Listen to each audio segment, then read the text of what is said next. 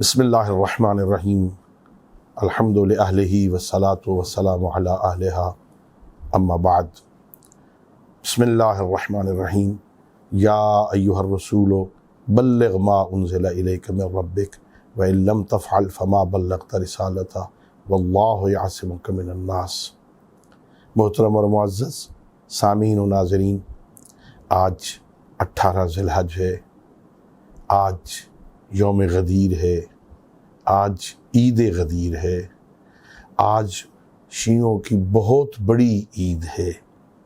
میں تمام محبان اہل بیت علیہ السلام کو، تمام موالیان آل محمد کو، تمام شیعیان اہل بیت علیہ السلام کو، آپ سب کو، تمام علماء کرام کو، مجتہدین کو، اور خصوصاً اپنے زمانے کی آخری حجت دوراں یوسف زہرا امام زمانہ علیہ السلام کی خدمت میں مبارکباد پیش کرتا ہوں۔ یہ بہت بڑی عید ہے۔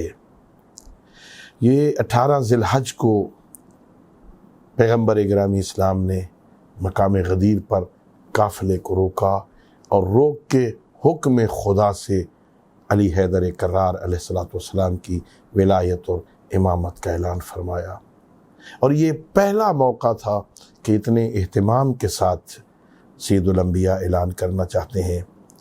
فرمایا جو آگے گزر گئے ہیں ان کو واپس بلایا جائے، جو پیچھے رہ گئے ہیں ان کا انتظار کیا جائے، پلان شتر کا ممبر بنایا جائے۔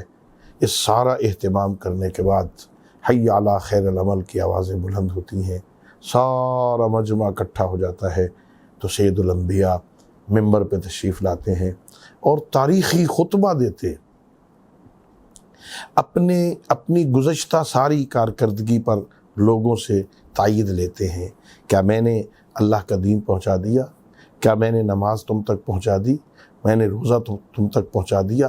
میں نے حج کے اعمال تمہیں بتا دیے؟ میں نے سارا فلاں شریعت کا حکم بتا دیا؟ قالوا بلا قالوا بلا قالوا بلا یا رسول اللہ۔ سارے کہتے ہیں ہاں یا رسول اللہ، ہاں یا رسول اللہ، آپ نے یہ پیغام بھی پہنچا دیا، آپ نے یہ بھی پہنچا دیا۔ جب سب سے تائید لے لی، ایک لمبا خطبہ، پیغمبر فرماتے ہیں کہ ہو سکتا ہے اب یہ ہمارا سفر آخری ہو، 2 دفعہ اس سال میں وحی آ چکی ہے، اور میں شاید جلدی بلاوا آ جائے اور دنیا سے چلا جاؤں۔ سنو، انی تارک فیکم الثقلین کتاب اللہ وعطرتی اہل بیتی، میں 2 گراں قدر چیزیں چھوڑ کے جا رہا ہوں تمہیں، ایک اللہ کا قرآن، ایک اپنے عطرت اہل بیت۔ اور پھر اہل بیت علیہ السلام کے بارے میں مفصل خطبہ دیا، اور پھر فرمایا سنو، من کنت مولا فہذا علی مولا۔ ہاں، کیا میں تمہاری جانوں پر تم سے زیادہ حق تصرف نہیں رکھتا ہوں؟ کہا کیوں نہیں مولا؟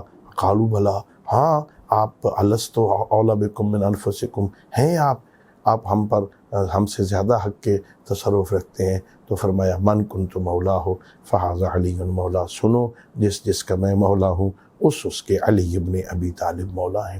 امیر المومنین کی ولایت کا اعلان کیا، اور پھر کہا میرے مولا نے اب خیمہ لگایا جائے، علی حیدر کرار کو بٹھایا جائے، اور تم سارے جاؤ علی کو امیر المومنین کہہ کے سلام کرو، علی حیدر کرار کو امیر المومنین کہہ کے سلام کرو۔ مولا کی وضاحت ہو رہی ہے، مولا سے کیا مراد ہے؟ امیر المومنین کو سارے جا رہے ہیں خیمے میں، ایک ایک بندہ جا رہا ہے، بخن بخن لک ابن ابی طالب اصبحت مولایا و مولا کل مومن و مومنہ۔ صدائیں بلند ہو رہی ہیں، لوگ اونچی آوازوں میں کہہ رہے ہیں، بڑے بڑے نامور حضرات کہہ رہے ہیں مبارک ہو علی ابن ابی طالب، آپ ہمارے بھی مولا ہو گئے، تمام مومنین و مومنات کے مولا ہو گئے، مبارکیں ہو رہی ہیں۔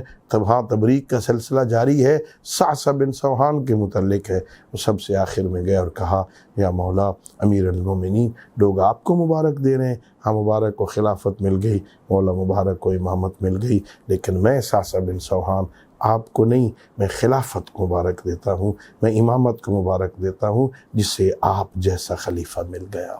اللہ رب العزت کا کرم ہے، اللہ رب العزت کا لطف ہے، اس کی خاص مہربانی ہے کہ اس نے ہمیں نبی کے بعد علی جیسا امام عطا فرمایا۔ یہ اعزاز ہے علی ابن ابی طالب کا امام ہونا ہمارے لیے، اللہ نے ہمیں ایسا امام عطا کیا ہے۔ لیکن کوشش کریں اس عید والے دن، اس یوم غدیر میں ایک تو مستحب ہے اس دن صیغہ اخوت پڑھا جائے، مومن آپس میں ایک دوسرے کے بھائی بنے، صیغہ اخوت پڑھیں اور پھر اپنے اللہ رب العزت کا شکر ادا کرے کہ اس اللہ نے ہمیں علی ابن ابی طالب علیہ السلام کی محبت عطا کی ہے، اللہ نے ہمیں علی جیسا امام عطا کیا ہے، اور پھر اس کی اللہ کی حمد کرنے کے بعد الحمدللہ الذی جعلنا من المتمسکین بولایت امیر المؤمنین علیہ السلام، یہ کہنے کے بعد اس خالق کی بارگاہ میں یہ دعا ضرور کریں، یہ کوشش بھی کریں کہ ہم عملی طور پر امیر المؤمنین کے شیعہ بنیں، ان کے نقش قدم پہ چلیں، ان کی اطاعت کریں،